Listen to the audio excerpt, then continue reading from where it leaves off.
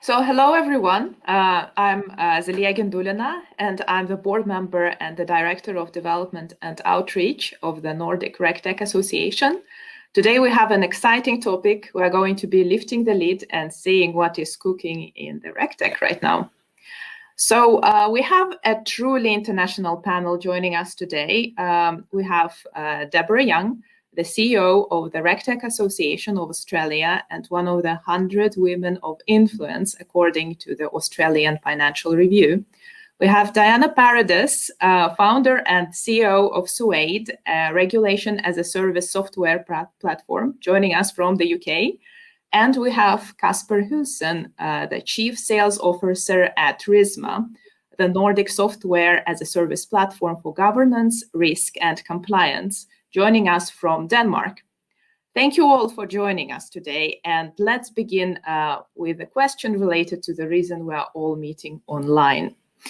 It's no secret that COVID-19 pandemic constituted a tectonic shift for many aspects of how organizations work. Before the pandemic, we talked a lot about the reluctance of financial institutions and other firms into making their compliance processes more efficient. So do you see this mindset changing, and how did it impact your members or your business? Deborah, maybe you can start. Thank you, Zalia. I think the pandemic has forced a renewed focus on customer and a focus on trust, and us having to pivot into an online working environment or remote working environment has therefore also thrust more focus on efficiency and productivity as teams are now working remotely. But I guess the thing underneath it all is this idea of safety. So us being able to perform those functions with safety. And certainly since the pandemic has begun, we have seen an increase in Regtech buyer confidence, more engagement from buyers of Regtech, and more innovative approaches to how they're curating some of the world's best Regtech to look at. That's very interesting. Kasper, what is your take?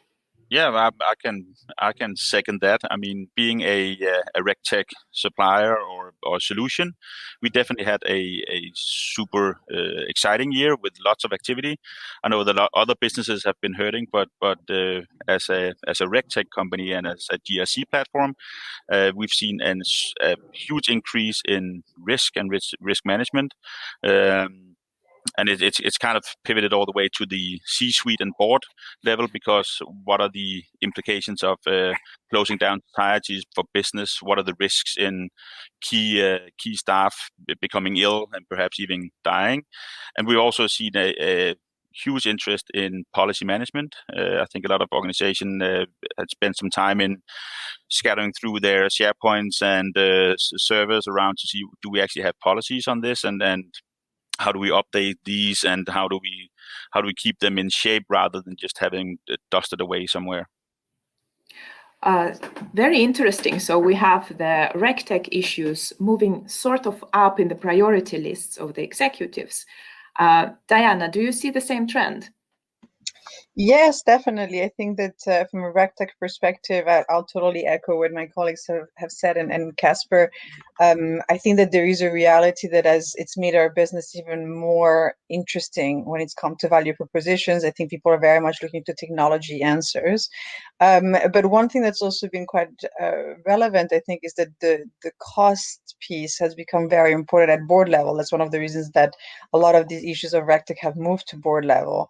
And everyone's trying to cut costs, and obviously automation, removing this kind of like manual approach to doing regulation and replacing it with more technology, more efficient tech solutions is all about driving costs down and driving efficiency up. And that's what Regtech offers. So we can see the cost cutting, we can see the engagement rising, and we can see the customer focus, as well as the recognition of these priorities to dealing with the compliance issues. But what do we see within the regulatory landscape itself? Do you feel that there have been more regulations to address? And how did it affect your organization? Diana, maybe you can start. Yeah, I mean, I think we've seen actually regulators being quite clear that they wanted to interrogate more and more the financial industry ad hoc and fundamentally ask them to stress their scenarios and to stress to basically do like stress testing exercises on a more regular basis, precisely because COVID has been a new way of stressing people's balance sheets and way of lending money to customers and to businesses. And so the reality is that when before you were looking at regulation changing at a certain pace, here the ad hocness of the interrogation that will come from regulators has become more present. And some of the questions as well have been very much driven by COVID. So we've had actually changes in some regulatory pieces being delayed because obviously deadlines, they wanted to give a bit more of fresh air to the financial industry, but at the same time replacing that with certain questions that were very relevant about COVID and the way that for the financial industry was dealing with that. So I think the requirements for agility and for speed are going to become more and more relevant in this new era post-COVID. That's really interesting. Do you see a similar thing happening in the Nordics, Casper? Yeah. I think I think it's quite common around the world to see this. I think from a European perspective, 2020 was definitely also the year for some new EBA guidelines. I think the financial sector has been hit hard in new regulatory or guidelines from EBA around cloud computing. I mean, as an outsider not being in the industry, I'm just thinking when I look at the guidelines that banks have to comply to, or the financial sector have to comply to in terms of using outsourcing and cloud computing, it's just crazy. And so we spent quite some time building a specific solution to support the financial sector for that. And but also I also see from a broader perspective, I mean, it's just not only the financial sector and the COVID issues. I think sustainability, the ESG agenda, UN global goals is a huge driver. And I know it doesn't sound super Regtech-y, but I mean, it's business critical as everything else. So you got to have your policies in place. You got to be able to follow up. You got to be able to do your reporting that you do what you're actually saying you're doing. So the entire sustainability agenda has been huge also in 2020. And then from a Danish perspective, we had a second wave of Me Too in our country, and that also has implications on business life and how people address policies and how to implement those and follow up on policies in their companies, also in the financial sector. It's actually quite inspiring to see the sustainability issues getting into compliance space. Deborah, what do you see in the Australian Regtech regulation space?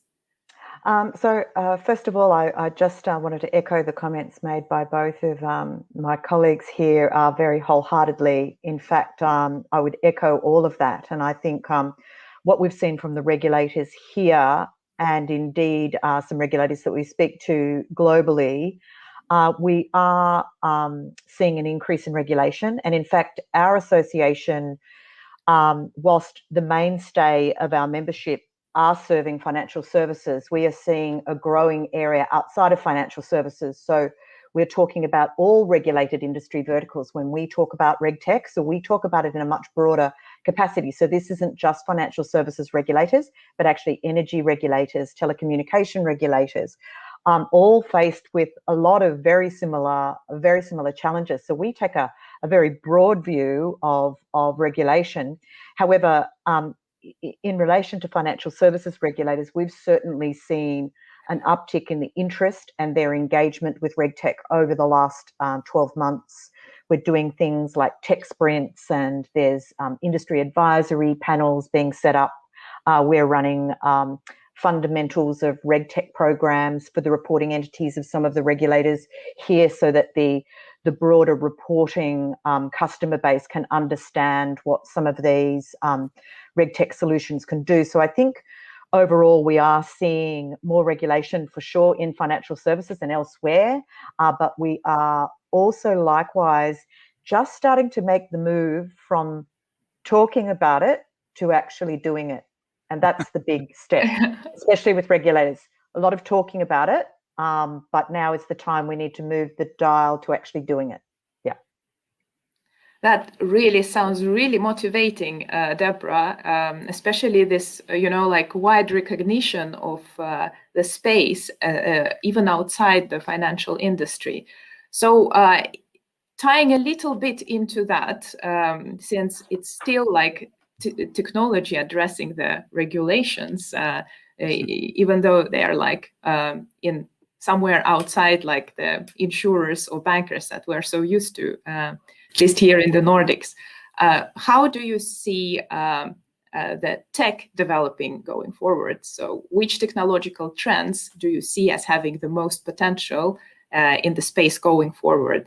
Casper, maybe you start. Definitely the need for platforms. I think, of course, I mean the financial industry or the financial sector has always been heavily regulated, and they are somewhat, compared to other industries, front runners in terms of adapting technology to this area. But I think we've seen a lot of companies just buying ad hoc solutions in silos. So you have a GDPR solution somewhere, in some place, then you have a AML solution somewhere else in the organization, and you end up having perhaps 10, 15 different ways of doing your Regtech tech stack in your Regtech stack, and I think that's going to be a problem going forward, because I mean, Regtech and the entire governance, risk, and compliance space can live in silos. I mean, it's the business that knows how you work, so you need to include the business. And if you have 15 solutions that all of your HR, your sales, your marketing have to log into to contribute, then you lost them. If you go to, I don't know, a marketing department, say, in order to comply, you need to log into these 15 platforms and give me information. That's just going to be a drag. So I think it's definitely about seeing platforms consolidation also in our space. So you're going to see a lot of us Regtechs starting working together, perhaps integrating our platforms more to kind of be able to support medium-sized and enterprise organizations with more of one platform that can then be deployed into all of the different silos, but maintaining a central way of reporting both internally and externally. So platforms rather than what we call like single point or single use case solutions. So there is a trend for unifications, for a holistic view of the compliance function. It's just not me saying it. I mean, we have studies showed it's done in the US and in Europe. 70% of companies that already invested in some kind of Regtech, they are looking to purchase a platform for their next purchase, because they kind of acknowledge the business case and all the efficiencies in buying a system. But now they want to leverage and utilize this across all silos and cross-functional within the organization. So perhaps, hey, hooray to all the ones who bought their first solution. Now they're looking to buying a platform who can help them on a broader level. Deborah, do you see the same unification kind of like trend among your members in Australia? Yes, absolutely. We can see some demand there for this platform approach that Casper talks about, for sure. And there are a couple of, I think, things in the market and starting to be developed around that, because one of the challenges for a bank, obviously, is the number of solutions that there are out there and how many can they possibly buy and then manage, and especially if they're all small companies. So a platform style of solution definitely is the way to go. And so we do see that is part of the future. So couldn't agree more with that.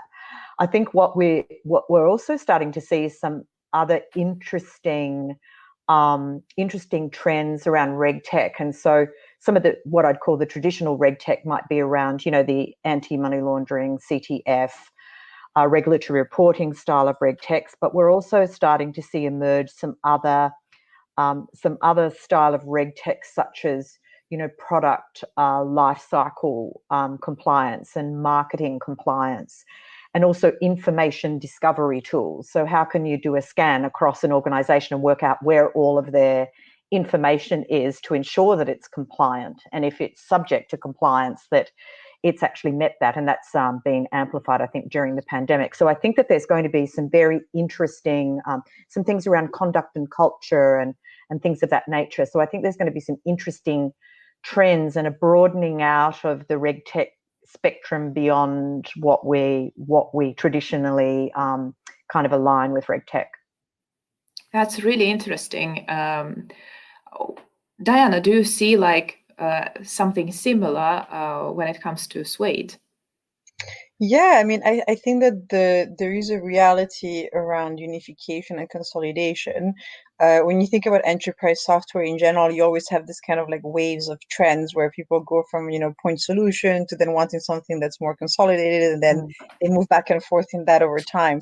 But if we really want an answer long term when it comes to platforms and interoperability, from my perspective, we really need to be pushing for standards and interoperable standards between software solutions. And I think, when we've actually worked with peers, Regtechs, I guess, that are modern, new technology type Regtechs, the interoperability between our systems is actually quite flagrant as to how easy the integration is.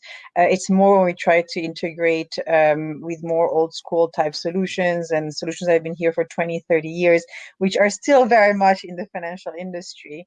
That you see the difference, right? Where there is no real, harmonization, no real drive to have an open architecture or API-driven type architecture.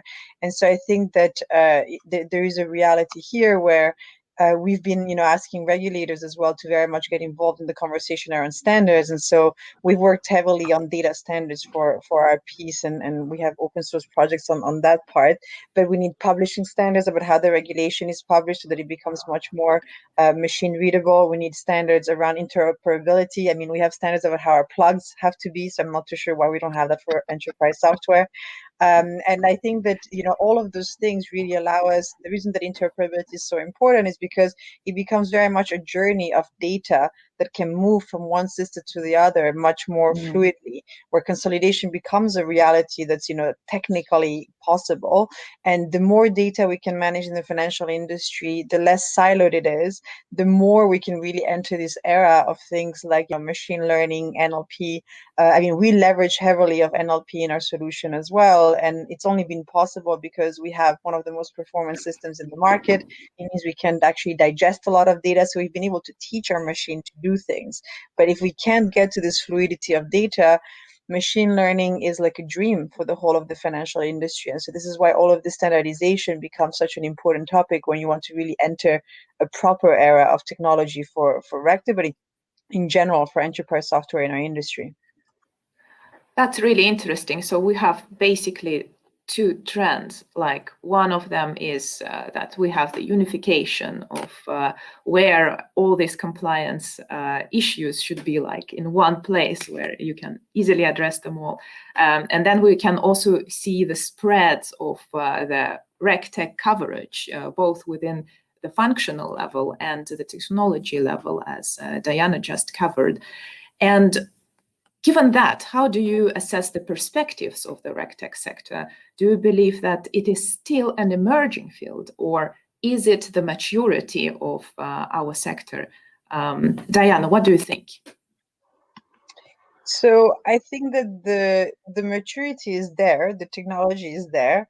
And I think companies that have been successful in the past few years are a demonstration that it's possible. But what we still have to work, not against, but, in terms of how we have to kind of work together, is more with like legacy mentality, right? And so I think that that's always the biggest problem for innovation. And when I think back of our adventures, at the beginning, people were like, the data is a mess in the financial industry. You will never be able to do this. And, there were so many things that were no's around the technology piece. And then you saw the technology piece because there is great technology out there that can be leveraged on for financial services. And you realize that the problem is really not the technology. It's just people who are very much used to doing things in a certain way for 20, 30 years. They've made a career on that. And when it comes to Regtech, it is regulation. And so we have a lot of people in this sector who are highly qualified, lawyers, accountants, finance people, risk people, compliance people, who are very much by nature scared of change. They're like, they don't want change, they don't want to take risks. It's like against their human nature almost. So when you come as a Regtech and as an innovator, asking them to do something that's not just about innovation, but also something that goes against the way they've done their career for the past 20-30 years, it can be very much a friction, right? And so I think that the cultural piece still needs to change, but it's driven from the top. And so I'm hoping that, to what we were saying before, COVID has accelerated mandates at the top for reduction of costs, for more efficiencies, for less manual intervention. And so that translates into adoption of more technology, not less. So I think we're getting there. But obviously, as we've all said here, we need more action. We need to look in the camera and talk to the guys listening out here. Just do it. Just buy Regtech. So Casper, do you see the same trend? I'm gonna top that and say I think it's still very immature. I mean, looking across the globe, I think the biggest Regtech platforms out there are still Excel, Outlook, and manual labor. I mean, those are the biggest Regtech platforms, and they're hard to compete with. So, I mean, we are all just small fish in a Regtech pond up against somebody who's had their old ways of working. I think we are getting there. I mean, we have more and more conversations with everything from smaller to mid-size to enterprises on how to support them with systems and how we can support them with platforms.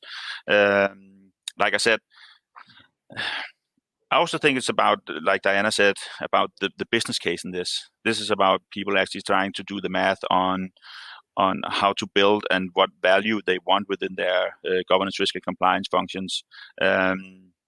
I mean, the investments into Regtech are minor compared to the major governance, risk, and compliance departments in the financial industry.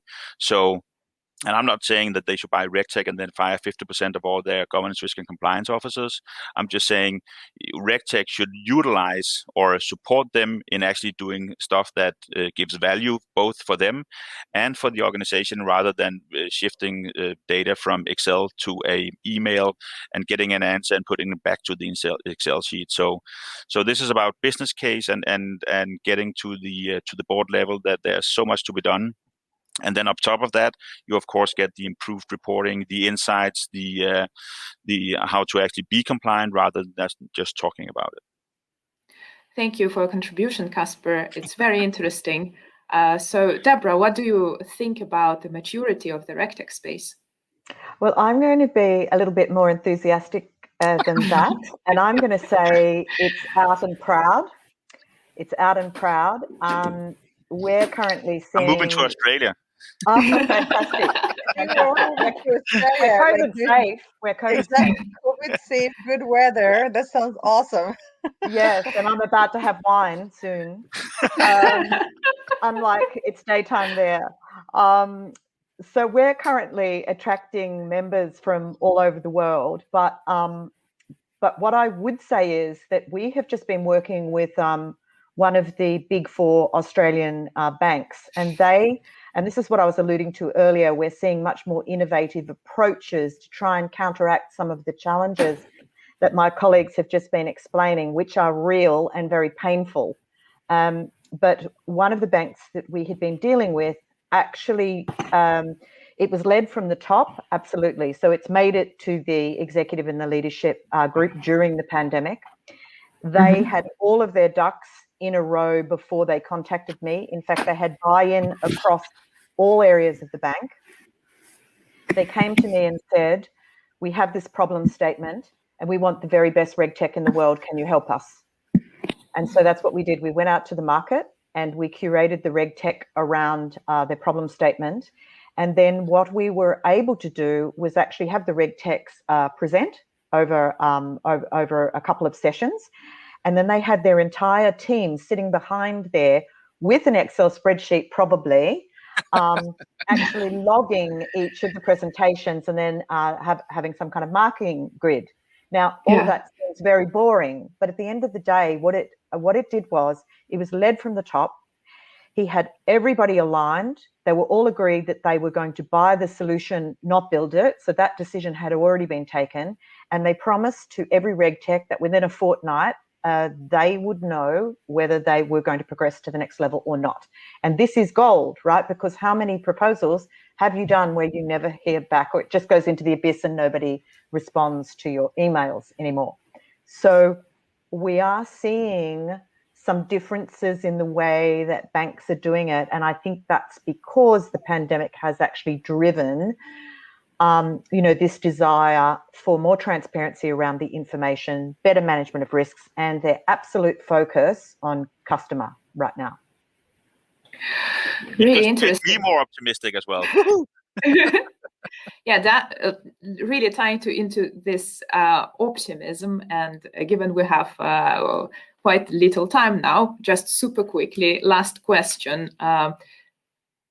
Couple of seconds comment on how do you see this enthusiasm about the maturity or immaturity of Regtech translating into how venture capitalists assess the space? Just a little comment. Casper, you start.